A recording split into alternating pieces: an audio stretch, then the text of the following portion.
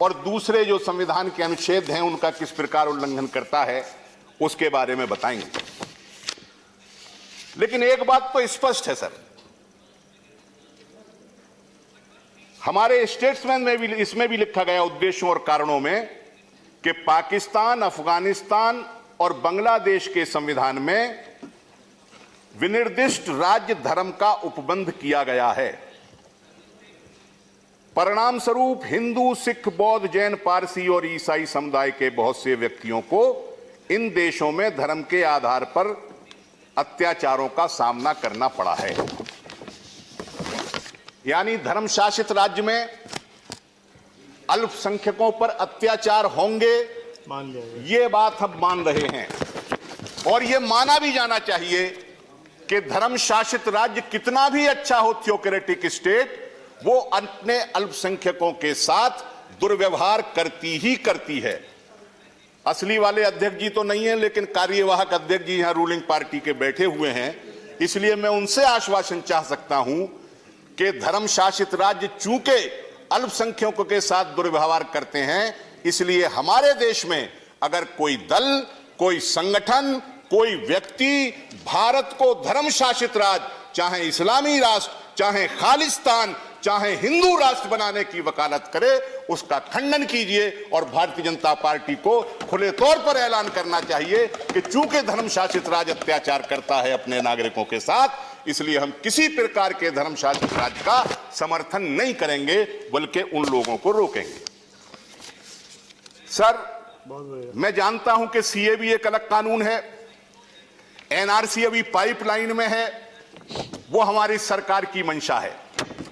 मैं चाहता था ये दोनों विषय अलग अलग रहने चाहिए थे, लेकिन कई बार गृह मंत्री जी के भाषण चुनाव में भी सुने और बाद में भी सुने और वक्तव्य भी सुने, उन्होंने कहा कि इन दोनों चीजों को मिला करके देखिए। और जब बंगाल के लोगों को वो संबोधित करते हैं तब तो बहुत ज्यादा इसको मिला देते हैं। मैं दो तीन बातें कहना चाहता हूं इस विषय में। सर, हमारे देश का बंटवारा हुआ था टू नेशन थ्योरी, जिसे हम द्वि राष्ट्र का सिद्धांत कहते हैं।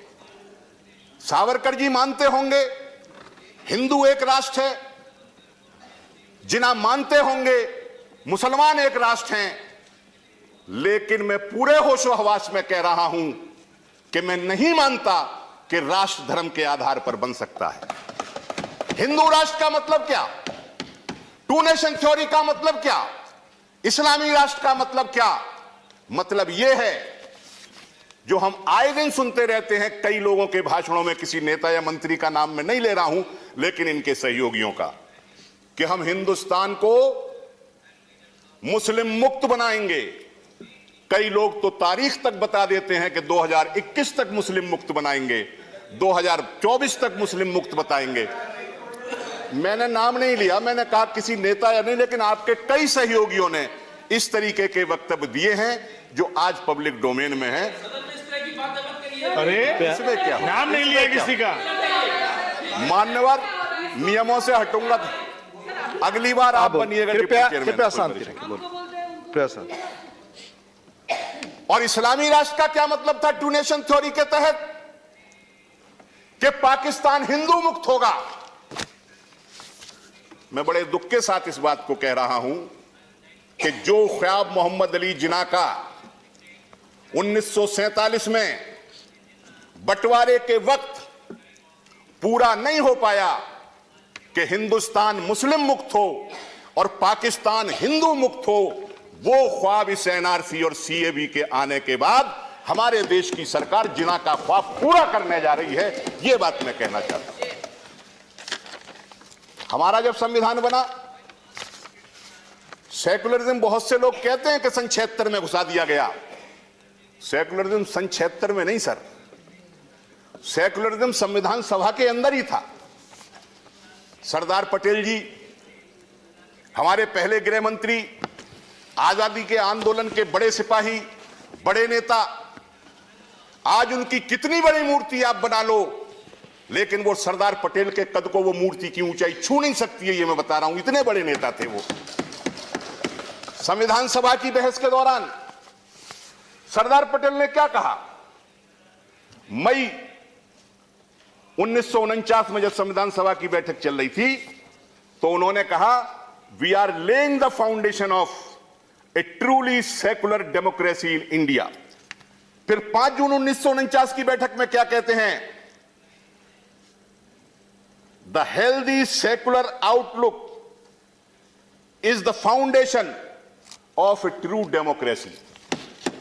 लेकिन आज हमारी सरकार जो कर रही है, कानून के या संविधान के साथ जिस तरीके का व्यवहार कर रहे हैं, हिंदू मुसलमान के नाम पर यहां लोगों की शिनाख्त करके उन्हें कुछ सहायता या कुछ मदद देने की बात करते हैं। मैं आपसे यह कहना चाहता हूं मान्यवर कि यह स्थिति कानून की नजर में, संविधान की नजर में बहुत अच्छी नहीं है। किस लिए नहीं है? और एक दूसरी बात, माननीय होम मिनिस्टर जी ने, गृह मंत्री जी ने कई बार कहा कि इस कानून का मुसलमानों से कोई लेना देना नहीं है। मैं एग्जैक्ट शब्दों का इस्तेमाल कर रहा हूं जो लोकसभा के अंदर माननीय गृह मंत्री जी ने जवाब देते हुए कहा। यहां लेना देना शब्द इस्तेमाल नहीं किया, या दूसरा कहा है, थोड़ा संशोधन कर लिया, लेकिन वहां कम से कम 10 बार यह कहा गया कि इस कानून से इस देश के मुसलमानों का कोई लेना देना नहीं है। क्यों साहब? हम इस देश के नागरिक नहीं हैं? मुसलमान इस देश के बाशिंदे नहीं हैं? इस देश के प्रियम्बल को घायल कर दिया जाए, इस देश के आर्टिकल्स को, अनुच्छेदों को घायल कर दिया जाए, और संविधान का जो सेकुलर फाउंडेशन है उसकी जड़ों को हिला दिया जाए, और फिर कहो कि इस कानून से मुसलमानों का कुछ लेना देना नहीं है, इसलिए मुसलमानों तुम अपने घर में रहो। क्या हम 2 नंबर के शहरी हैं? क्या मुसलमान दूसरे दर्जे के नागरिक हैं? ये दूसरे दर्जे के नागरिक होने की बात के संबंध में मैं ये कहना चाहता हूं सर, चूंकि आप विद्वान हैं और चीजों को समझते हैं, एक किताब है we or our nationhood defined by MS Golwalkar. यह किताब लिखी गई थी साहब 1939 में। तो गोलवलकर साहब इसमें जब 5वां चैप्टर लिखते हैं तो उसमें व्याख्या करते हैं कि इस देश में दूसरे लोगों की, जो हिंदुओं के अलावा होंगे, उनकी क्या स्थिति होगी। और वो खुद ही सवाल पूछते हैं, if as is undisputably proved Hindustan is the Hindu land of Hindus and is the terra firma for the Hindu nation alone to flourish upon. What is to be the fate of all those who today happen to live upon the land, though not belonging to the Hindu race, religion and culture? उनके साथ आप क्या करेंगे? तो गोलवलकर साहब बताते हैं, उन्हीं की किताब का है, मैं ऑथेंटिकेट भी कर दूं, कोई परेशानी नहीं। At the outset, we must bear in mind that so far as a nation is concerned, all those who fall outside the 5-fold limits of the idea can have no place in the national life unless they abandon their differences, adopt the religion, culture and language of the nation and completely merge themselves in the national race. यह है कार्यक्रम, आज का नहीं है, बहुत पुराना कार्यक्रम है। एक खास विचार के लोगों का हिंदुस्तान के अल्पसंख्यकों के साथ वो सत्ता में आने के बाद किस तरीके का व्यवहार करेंगे, 1939 में गोलवलकर साहब ने इस बात को लिख दिया। एक दूसरी बात मैं कहना चाहता हूं सर, थोड़ा सा लिबरल हो जाइए आज। नहीं, मैं लिबरल हूं, आपको बताया कि 6 घंटे समय है, उसमें कंक्लूड करना। आप जल्द करें। दूसरी बात मैं आपसे ये कहना चाहता हूं कि प्लीज कृपया सीट पर बैठकर निर्देश न दें। कई बार ये कहा जा रहा है कि करोड़ों लाखों लोगों को हम इस विधेयक के बाद नागरिकता देंगे। कितने लोग नागरिकता मांग रहे हैं? उनकी संख्या 35,000 है। मैं ये जानना चाहता हूं कि जब आप संविधान इसके अंदर लिख रहे हैं एक्ट में कि 31 दिसंबर 2014 के पहले जो आया उसको हम नागरिक मान लेंगे, तो माननीय उपसभापति जी, मैं सरकार से पूछना चाहता हूं, क्या कोई इल्हाम हुआ है या कोई गुप्तचर संस्था की रिपोर्ट आई है कि 31 दिसंबर 2014 के बाद वहां धार्मिक प्रताड़ना बंद हो गई है? क्या वहां की स्टेट सेकुलर हो गई है? अब वहां कोई प्रताड़ना नहीं हो गई है? अगर आप वाकई धार्मिक अल्पसंख्यकों को इन धर्म शासित राज्यों के धन्यवाद सहायता देना चाहते हैं, मदद देना चाहते हैं, धन्यवाद। तो इसको ओपन एंडेड रखिए। और आखिरी बात मैं ये कहना चाहता हूं, कंक्लूड करते हुए आखिरी बात मैं ये कहना चाहता हूं कि ये बिल,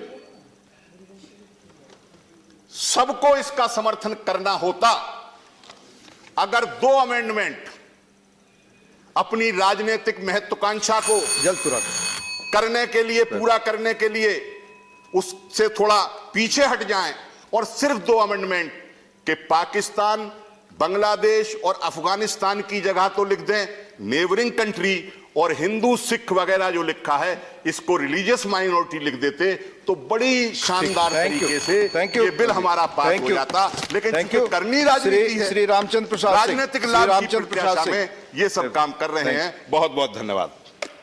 बहुत बहुत धन्यवाद उपसभापति महोदय।